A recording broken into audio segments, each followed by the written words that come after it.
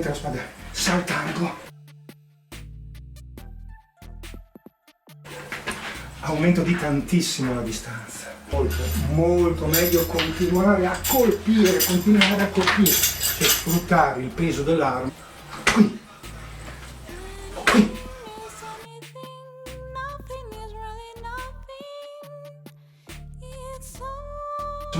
Possiamo colpire in alto, possiamo colpire in alto, colpire in alto.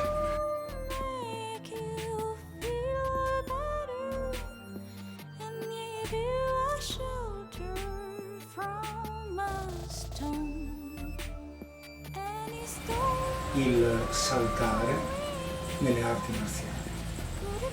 Escludiamo le tecniche di gamba, perché è naturale che saltando le tecniche di gamba sono particolarmente efficaci. Non so, doppio calcio frontale, calcio laterale, doppio calcio con i piedi, sforbiciate in volo. Saltando queste tecniche sono particolarmente, pratiche, istintive. Escludiamo questo lavoro, dei salti con il calcio e vediamo quanta immensità, quanta quantità tecnica abbiamo e saltando invece colpendo di mano e con le armi. Con le armi pesanti i salti sono naturali. È l'arma stessa che ci porta, proprio a volare, a saltare, perché è pesante. In più lo stesso colpo, quando siamo qui e dovendo dare un altro colpo, quanto tempo ci metto a fermare la forza e dare un altro colpo?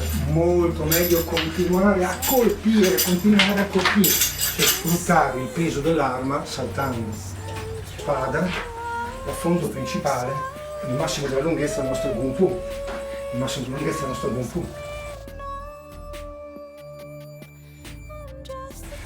Ed ecco che saltando possiamo andare molto più lontano. Mentre la spada saltando aumento di tantissimo la distanza. Si dice di un'altra spada. Questa è una spada, questa è un'altra spada. Abbiamo l'allungo di un'altra spada. Il salto diventa fondamentale, ad esempio sempre rimanendo nella spada Tallang, Monaco Cade in Trance, suonare la campana.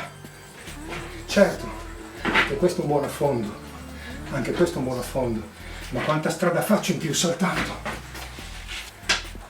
Monaco Cade in Trance, suonare la campana, eccetera. Gli esempi con la spada sono numerosissimi, di balzi.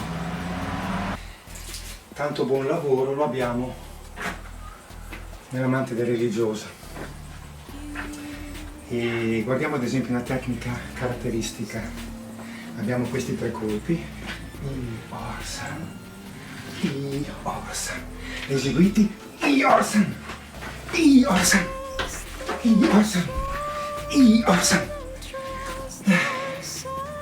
Perché saltare così? Perché perdere questo tempo? In realtà c'è un profondo significato. Arriva un pericolo, abbiamo la posizione Tuli di guardia. Tuli però necessita, Tuli presa, Tuli colpo. Invece possiamo, mentre eseguiamo Tuli, mentre ci proteggiamo in basso, possiamo colpire in alto. Possiamo colpire in alto.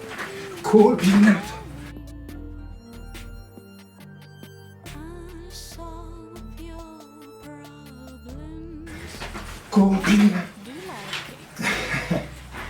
C'è quindi la velocità, la protezione e insieme il colpo. C'è una bella foto di 35 anni fa, avevo la barba nera, sono con il mio compagno di pratica, Piero Brenneck, che attacca con Go Tui, io assorbo Go Tui con il colpo in volo. Quindi protezione e attacco simultaneo mi permette il salto. Altra cosa importante, sempre del saltare, che mi permette il cambio di energia molto veloce. Sono sinistro, posso diventare destro, vengo colpito, divento destro. volo.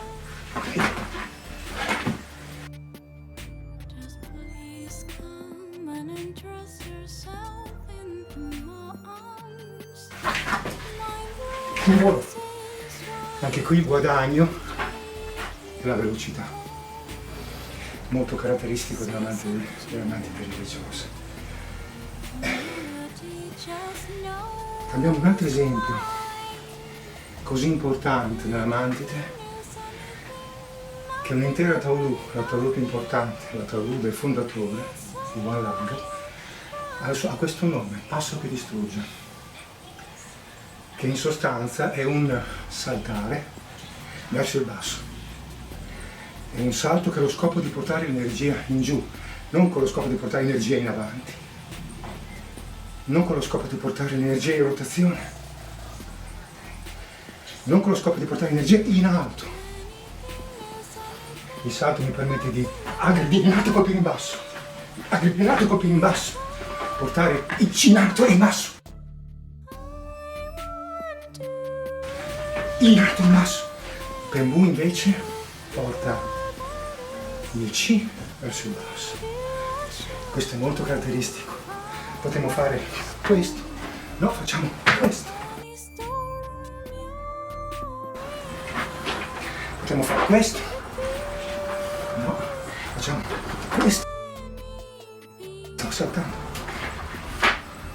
perché su questa mano io non ho il peso delle mie ossa, il peso dei miei muscoli, il peso del mio rilassamento, ma ho tutto il mio peso del corpo, 70-80 kg, sono qui, qui.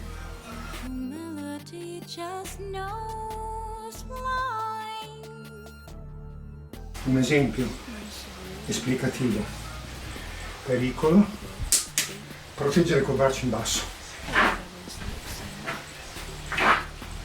Quindi, contrattacco simultaneo. Proteggo in basso, contrattacco. Ma quanto potere e velocità in più ho se su questo braccio metto tutto il mio corpo. Tutto il mio tantieme. Salto verso il basso.